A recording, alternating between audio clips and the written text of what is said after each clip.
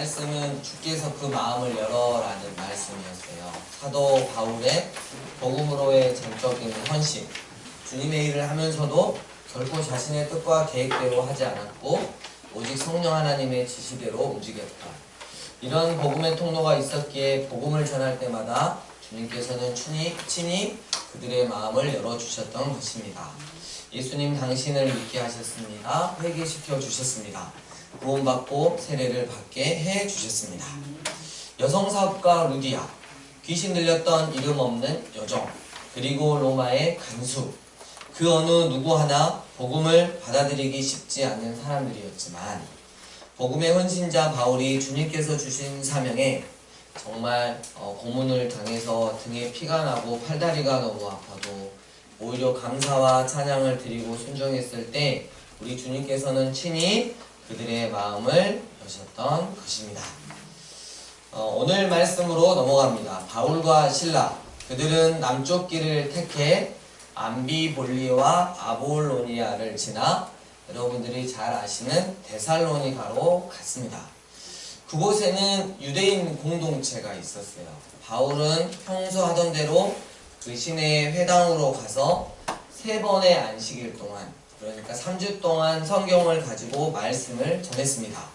그는 그들이 평생 읽어온 구약 성경의 본문의 뜻을 풀어주었습니다. 그들로 하여금 예수 그리스도께서 반드시 죽임을 당하고 죽은 자들 가운데서 살아나야 하며 또 그 밖에 다른 길은 없으며 지금 여러분에게 소개하는 이 예수가 바로 그리스도라는 사실을 깨닫도록 해 주었습니다. 그들 가운데 일부가 복음이신 예수님을 믿고 바울과 실라와 함께 했습니다. 그 중에는 하나님을 경외하는 그리스 사람들이 아주 많았고 귀족층 여자들도 여럿 있었습니다. 그러나 예수를 거부한 유대인들은 그들의 복음의 반응에 매우 싫어하며 화를 냈습니다. 시기심에 휩싸인 그들은 거리에 불량배들을 모아가지고 시내의 공포 분위기를 형성하며 바울과 실라를 추격했습니다.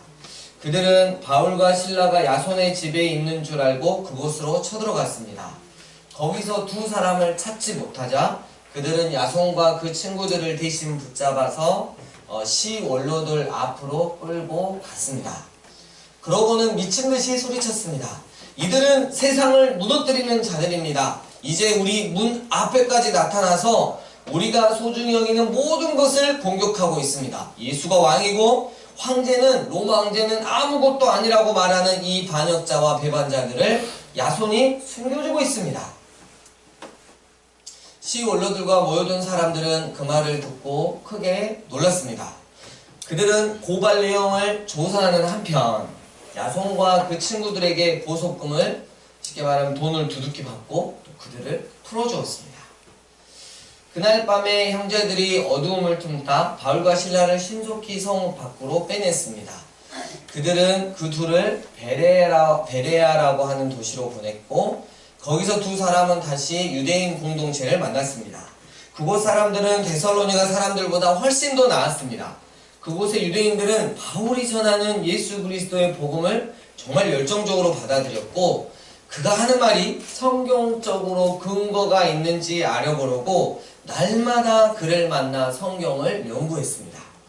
그들 가운데 많은 이들이 믿는 사람이 되었는데요. 그 중에는 공동체에서 유력하고 영향력이 있는 남녀 그리스 사람들이 많았습니다.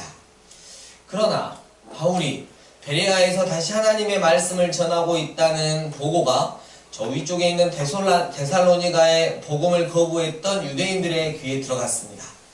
그들은 지체하지 않고 악으로 대응했습니다. 거기서도 무리를 모아 소란을 일으킨 것이었습니다. 바울은 형제들의 도움을 받아 그들을 따돌리고서 배를 타고 바다로 나갔습니다. 실라와 디모데는 뒤에 나왔습니다. 바울의 피신을 도와준 사람들은 아테네까지 그를 데려가서 거기에 그를 두고 떠났습니다. 떠나는 그들 편에 바울은 되도록 빨리 오라는 전가를 실라와 디모데에게 보냈습니다. 바울은 이제 마게도냐의 빌립보를 지나 그리고 데살로니가, 그리고 남쪽으로 베레아, 그리고 그리스의 아덴, 성경에서는 아덴인데요. 우리가 너무 잘 아는 아테네라고 하는 도시에 이르렀습니다. PPT 잠깐 보시면 알 수 있을 거예요.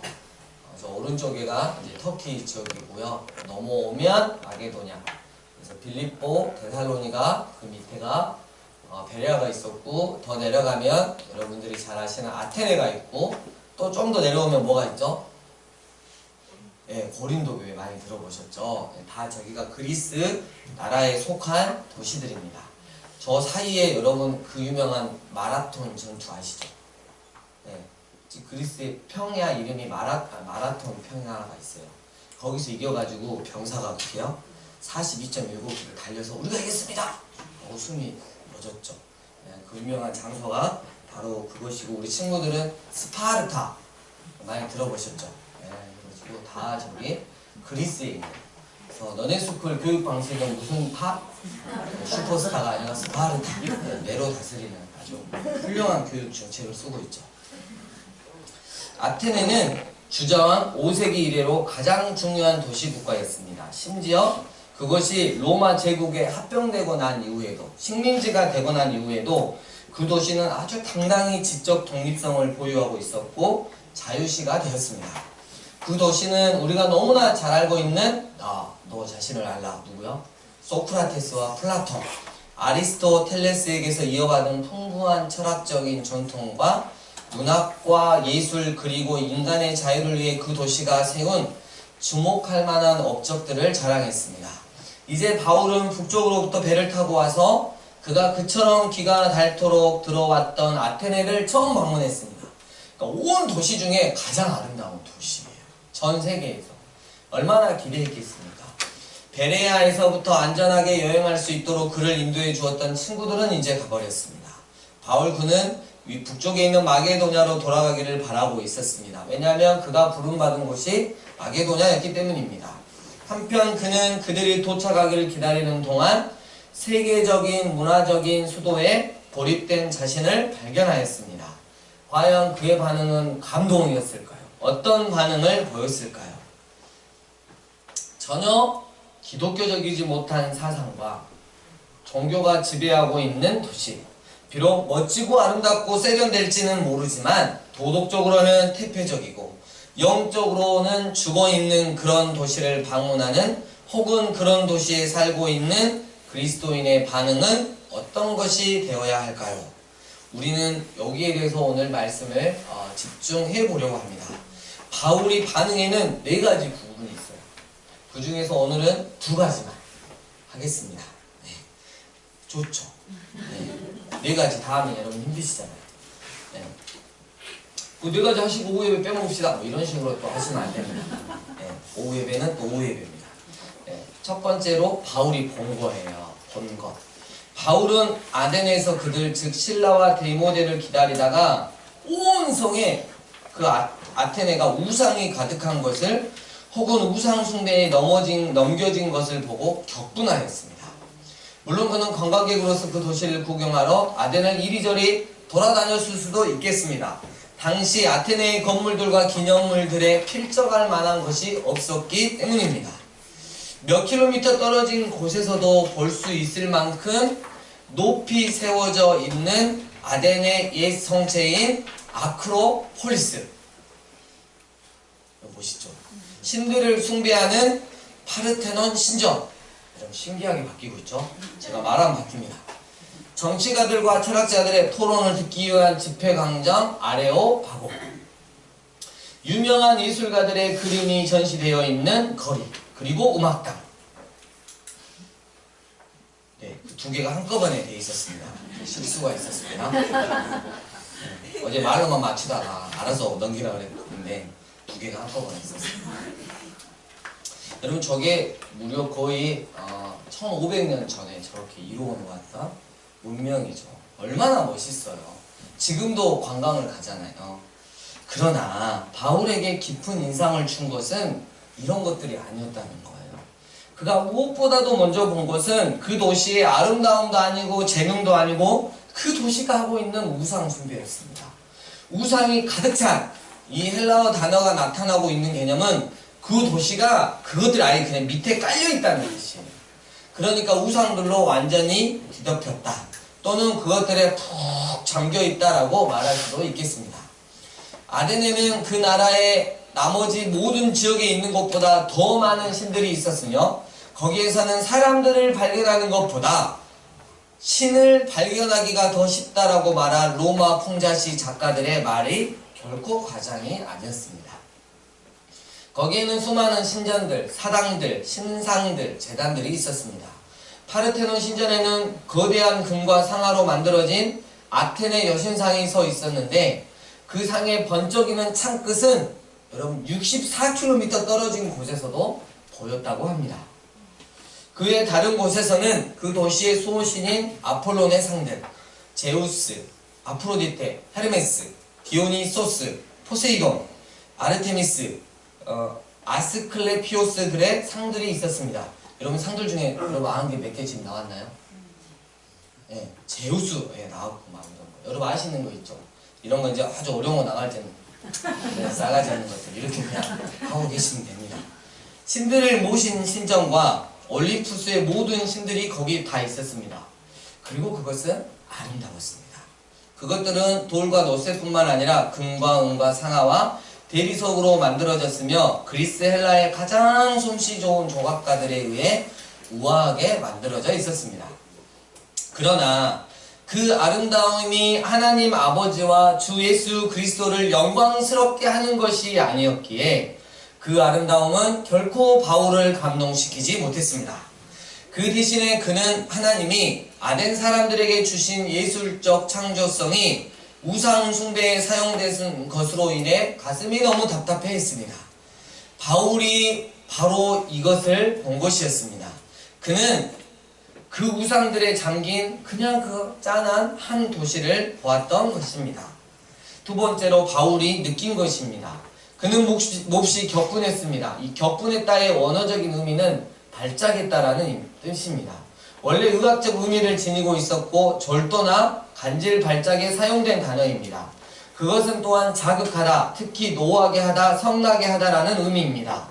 이스라엘 사람들이 시내 산에서 금송아지를 만들었을 때 후에 그들이 바알신과 관련하여 엄청난 우상숭배와 부도덕의 죄를 범했을 때 그리고 북왕국이 사마리아에서 예배드리기 위해 또 다른 금송아지를 만들었을 때 그들은 여호와 하나님의 노를 격발시켰습니다. 실제로 그분은 이스라엘을 내 앞에서 항상 내 노를 일으키는 백성이라고 묘사하였습니다. 그래서 바울도 우상숭배에 의해 노가 격발되었으며 화와 슬픔과 분노를 표출했습니다. 여러분 천불나게 하는 사람들 보면 우리가 흔히 표현으로 뭐죠? 뚜껑 열린다고 그러죠. 네, 그런 표현이에요 지금. 마치 하나님이 자기 자신인 것처럼 그리고 똑같은 이유로 곧 그분의 이름의 명예와 영광을 위해서 격분했습니다. 성경에서는 때때로 이런 감정을 질투라고 말합니다. 예를 들어 여호와는 질투라 이름하는 질투의 하나님이니라 라고 기록되어 있습니다. 질투는 경쟁자들에게 붕괴하는 것이며 그것이 선한 것인가 악한 것인가를 그 경쟁자들이 그것을 누릴 자격이 있는가 없는가에 따라 좌우됩니다. 이사야 41장 8절을 보면 나는 여호와이니 이는 내 이름이라. 나는 내 영광을 다른 자에게 내 찬송을 우상에게 결코 주지 아니하리라.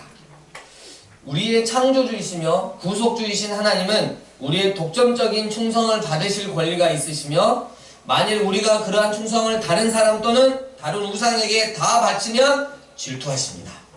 더구나 하나님의 이름을 사랑하는 하나님의 백성은 그로 인한 그분의 질투를 함께 나누고 느껴야 하는 것입니다.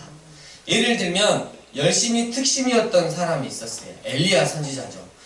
이스라엘 온 나라에서 하나님을 배교하는 하나님을 등지는 배교가 행해지고 있을 때 이렇게 말했습니다. 내가 만군의 하나님 여호와께 열심히 유별하오니 그는 하나님의 이름이 모독을 당하는 것으로 인해 정말 매우 고통스러워했고 괴로워했던 것입니다.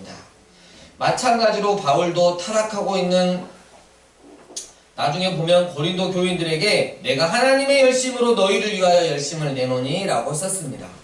그는 그들이 예수님께 곧 그가 그들과 약혼하게 한 예수님께 계속 충성하기를 열망했습니다.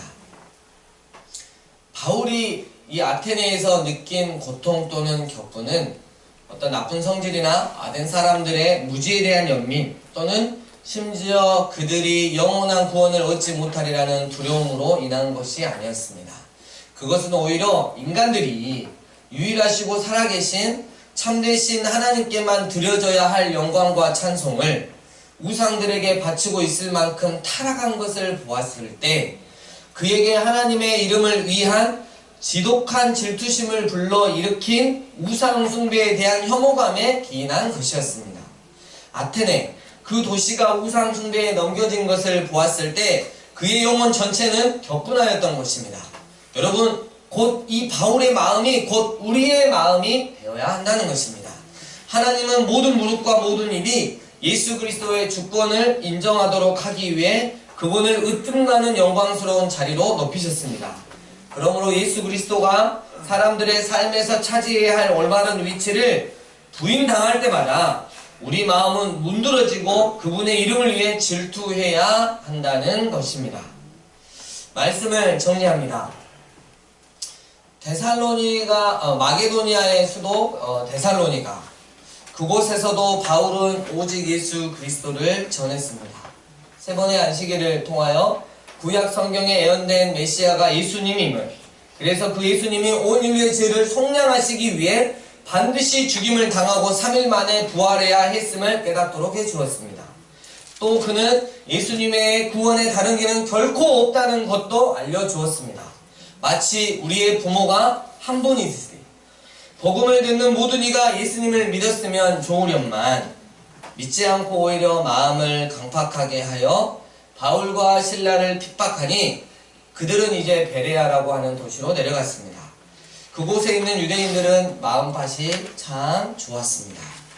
바울이 전하는 예수 그리스도의 복음을 그들은 열정적으로 받아들였고 또 예수 그리스도의 복음을 살아계신 하나님의 말씀을 통해 확증하였습니다. 그리고 예수님으로 결론을 내고 믿었습니다. 베레아까지 쫓아와서 해방하고 위협하는 데살로니가의 보수 꼴통이자 오만방자한 유대인들로 인해 바울은 이제 아테네로 향합니다. 아테네, 풍부한 철학과 문학과 예술, 인간의 자유가 있었던 최고의 도시. 세상의 눈으로 보면 그것은 너무 멋지고 너무 아름답고 세련되어 보였습니다. 하지만 하나님의 눈을 가진 바울에게는 그렇게 보이지 않았습니다. 도덕적으로 너무 심히 부패해 있었고 영적으로는 마치 죽어있는 도시로 보였습니다. 그 도시는 우상이 차고 넘쳤습니다. 온통 자기 자신들을 충만히 사랑했습니다. 사람을 발견하는 것보다 우상신을 발견하기가 오히려 더 쉬웠던 도시 아테네. 아름다움이 있으면 뭐하겠습니까? 부유함이 있으면 뭐하겠습니까? 화려함이 있으면 뭐하겠습니까? 그것들이 하나님 아버지를, 주 예수 그리스도를 일도 영광스럽게 하지 않는데요. 바울은 그 도시를 보면서 너무 답답해 했습니다. 우상에 완전 잠긴 아테네 도시를 보면서 바울은 발작할 정도로 분노했습니다. 이것은 바울 개인의 마음이 아니었습니다. 이것은 바로 하나님 아버지의 마음이었습니다. 우리를 창조하시고 아들 예수 생명을 내어주심으로 우리를 구원하신 하나님께 마땅히 드려져야 할 영광과 찬송이 인간들이 자신들의 탐욕을 채우기 위해 만들어 놓은 수많은 우상들에게 바쳐지고 있는 것을 보았을 때 하나님 아버지의 마음이 얼마나 답답하고 또 분노하셨을까? 이것을 바울이 느낀 것이었습니다. 사랑하는 강주산예배교회 예배자 여러분, 우리의 눈은 무엇을 보며 즐거워하고 있습니까? 하나님을 공공연하게 대적하는 이 세상을 부러움에 가득 찬 눈으로 바라보고 있지는 않습니까? 더 갖고 싶고 더 누리고 싶고 도덕적으로 타락을 하고 하나님께 멀어져 가는 것 같지만 세상이 주는 편안함과 즐거움을 결코 놓고 싶지는 않은지, 하나님을 떠나 예수님을 조롱하는 영적으로 죽어있지만 그래도 사탄이 만들어 놓은 그 세상을 한없이 동경하고 그 세상과 영원히 함께하고 싶은 마음은 아닌지, 나는 과연 하나님 떠난 이 세상을 보면서 어떠한 마음을 가지고 살아가고 있는지, 하나님 아버지의 마음 상해하시고 아파하시는 그 마음이 나에게도 늘 언제나 동일하게 느껴지는지, 그래서 온통 자기 사랑, 자기 만족, 자기 탐욕에 빠져 우리에게 구원을 주시는 예수님 없이 살아가는 그들을 향해 하나님 아버지의 눈물로 기도하고 있는지, 복음이신 예수님을 믿어야 한다고 전하고 있는지, 하나님 아버지와 같은 눈, 하나님 아버지와 같은 심장, 우리가 하나님의 자녀이고 영원한 하나님 나라의 천국의 상속자라면 우린 늘 하나님의 눈과 마음을 가지고 오늘을 살아야 할 것입니다. 우리가 사단이 만들어 놓은, 사단이 이루어 놓은 세상의 그 무엇들을 동경하고 부러워해야 할 이유가 뭐가 있겠습니까? 이번 한 주 하나님 아버지의 눈을 가지고 하나님 아버지의 마음을 품고 바울처럼 살아가시는 여러분 되시길 주의 이름으로 부탁드립니다. 주신 말씀 가지고 하나님 앞에 기도하며 나가겠습니다. 기도하시겠습니다.